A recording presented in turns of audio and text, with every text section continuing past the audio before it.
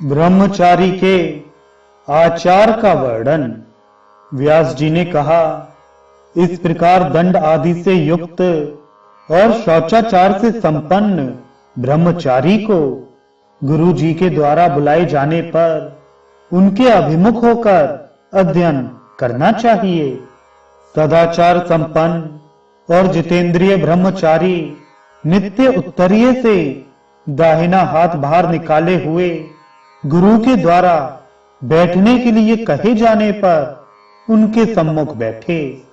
सोते हुए, बैठे हुए, भोजन करते हुए, खड़े होकर तथा गुरु की ओर पीठ करके उनकी किसी आज्ञा का ग्रहण या उनसे बातचीत नहीं करनी चाहिए।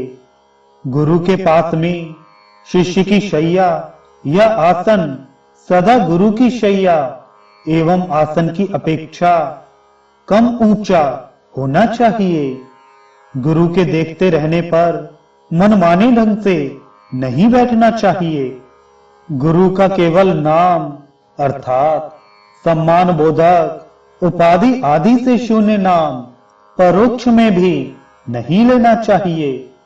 इनके चलने की क्रिया, बात करने के ढंग और अन्य क्रियाओं की नकल उपहास की दृष्टि से नहीं करनी चाहिए।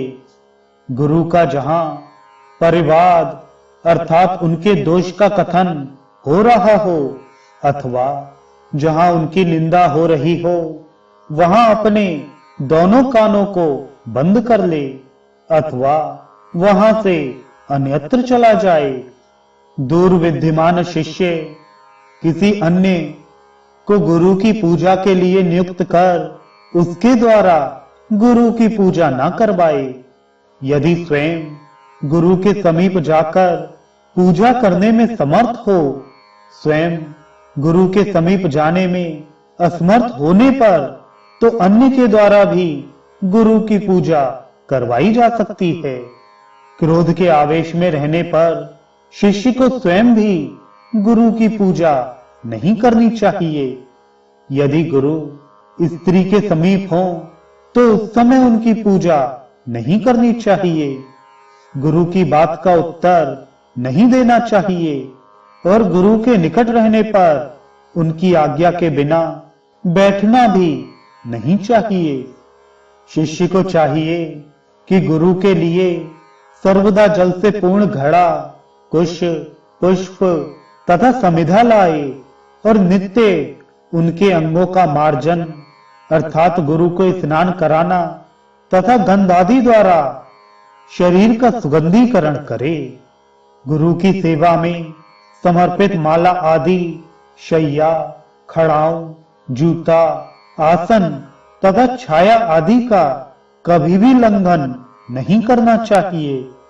गुरु के लिए दांतों को स्वच्छ करने के लिए दातून आदि लाए और भिक्षादि में प्राप्त पदार्थों को गुरु को निवेदित करे। गुरु से बिना पूछे कहीं जाए नहीं तथा सदा गुरु के प्रिय तथा हित करने में लगा रहे। गुरु के समीप कभी भी पैर फैलाकर बैठना नहीं चाहिए और उनके समीप जमाई, हंसी, सुंदर माला, हार आदि गले में पहनना तथा ताली आदि की ध्वनि, ताल ठोकना आदि निरर्थक एवं उद्दंडता सूचक हलचल ना करे। अध्ययन तब तक करते रहना चाहिए जब तक गुरु बेमन ना हो जाएं।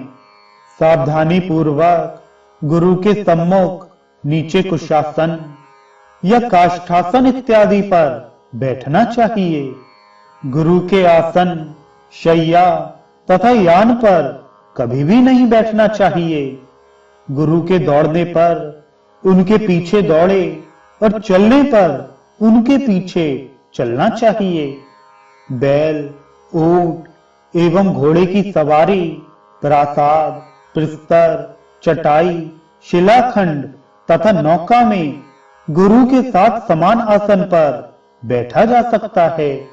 ऐसी जगहों पर नीचे ही बैठा जाए ऐसा नियम नहीं है।